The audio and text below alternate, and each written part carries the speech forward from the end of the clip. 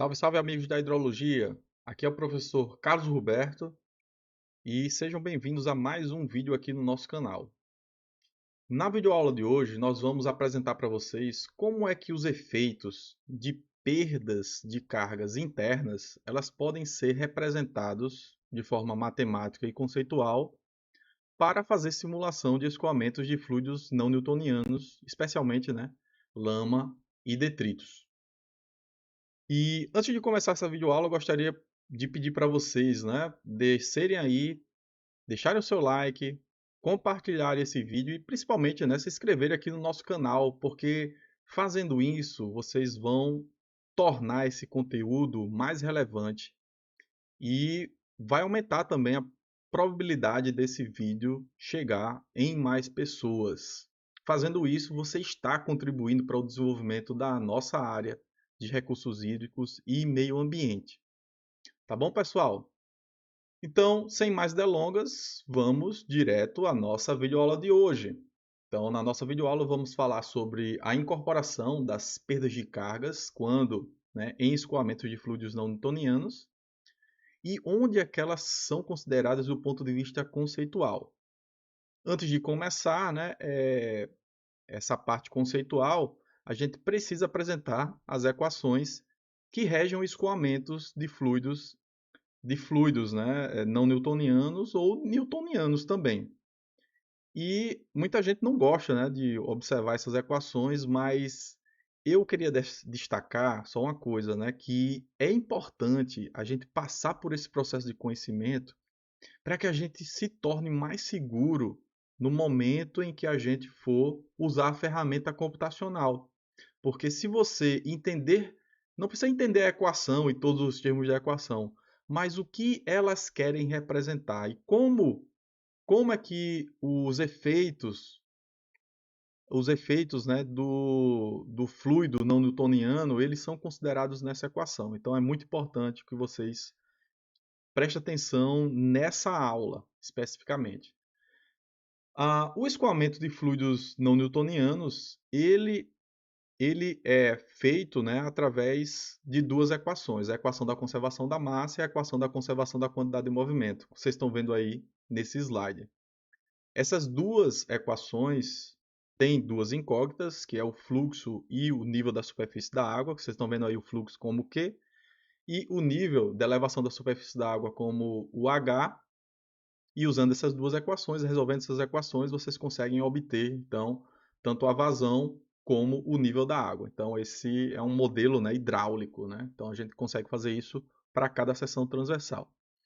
Mas os efeitos de perda de carga, principalmente perdas de cargas internas, que acontecem em fluidos não newtonianos, eles são representados através dos termos de viscosidade, que são aqueles termos de segunda derivada, na equação da quantidade de movimento, da conservação da quantidade de movimento, que é a segunda equação que vocês estão vendo aí, certo?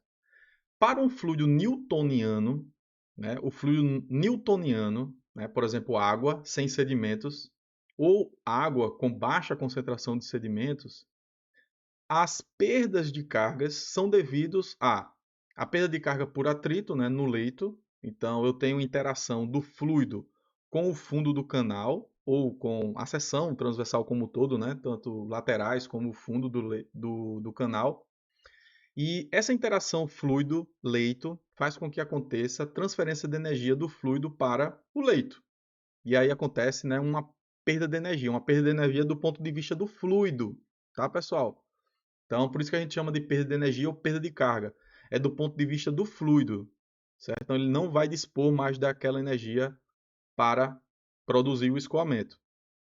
Essa perda de carga por atrito no leito, o Reich-Reis ele considera, certo? E calcula baseado na equação de Manning. Pouca gente sabe disso, mas o Reich-Reis usa a equação de Manning, que é o S, que é a declividade, para calcular essa declividade de atrito, que a gente chama, inclinação devido ao atrito, que seria uma perda de energia, beleza? Então, é usada a equação de Manning. Outro termo, também considerado para fluidos newtonianos, água ou água com pouca concentração, é o termo de perda de carga por contração ou expansão da seção transversal. Então, o que é que pode acontecer? No escoamento, pode acontecer uma contração, que é uma redução da seção transversal, ou uma expansão de montante para jusante. Quando isso acontece, o REC-RAIS considera que existe uma perda de energia por contração ou expansão da seção transversal, e essa perda de energia é calculada baseado, por exemplo, é uma parcela, né, da energia cinética, em função da velocidade. Então, você tem a velocidade, que ele calcula, né? Ele pega aquela velocidade, calcula a energia cinética, e essa perda de contração ou expansão é uma porcentagem da energia cinética, do termo de energia cinética. Beleza. Mas e quando eu tenho, né, um fluido não newtoniano? Quando você tem um fluido não newtoniano, eu tenho outros efeitos de perda de carga, que, no caso de um fluido newtoniano, não são considerados. Quais são esses efeitos?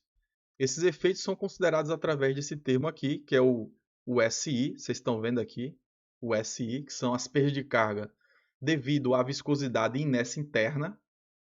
E esse termo, em especial, ele é devido, né, aos fluidos que têm alta concentração de sedimentos. Então, eu tenho um efeito significativo da viscosidade. Eu tenho um efeito significativo, né, em alguns casos também, principalmente em lama e detritos, eu tenho um efeito significativo de colisão entre as partículas. Então, eu tenho partículas que colidem entre si, liberando muita energia, né? Então, existe uma perda de energia do ponto de vista do fluido. E também eu posso ter uma perda por fricção das próprias partículas de sólido que estão em suspensão no fluido, na água. E aí, nesse caso, eu vou ter perda de carga, né, por fricção, né, por atrito entre as partículas. E isso, em alguns casos, precisa também ser levado em consideração. Como é que a gente considera isso matematicamente? Como é que esse SI ele é calculado? Ele é calculado da mesma maneira que o SF ele é calculado. O SF, que é a perda de carga por atrito no leito.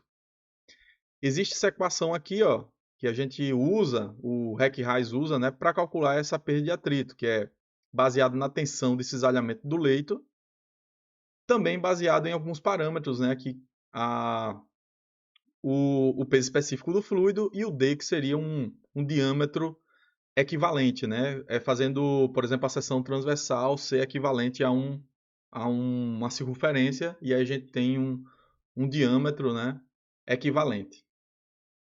Esse SI ele é calculado da mesma maneira, mesma equação se usa.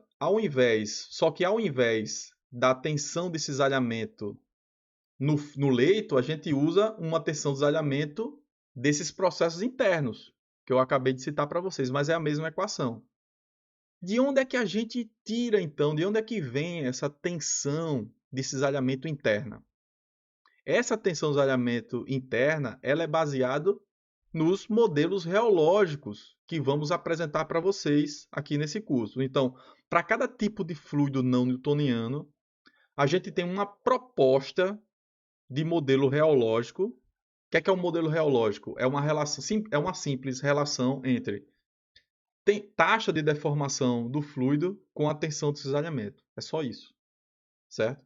Então, a gente vai ter uma relação de tensão de cisalhamento e taxa de deformação específica para cada tipo de fluido não newtoniano, que é o que a gente vai apresentar aqui no curso para vocês. Que relações são essas, pessoal? Depende, obviamente, do fluido que eu estou analisando. Se for um fluido não newtoniano classificado como hiperconcentrado, eu vou ter o efeito significativo aqui de viscosidade. Então, as tensões de cisalhamento devido à viscosidade, elas precisam ser levadas em consideração. E a gente vai apresentar para você que modelo é esse que a gente pode utilizar. Se for um escoamento lama ou detritos, né, onde eu vou ter um efeito significativo da colisão de partículas entre partículas de sólidos que estão suspensas na água, eu vou precisar usar um modelo reológico que considere o efeito aqui de colisão de partículas.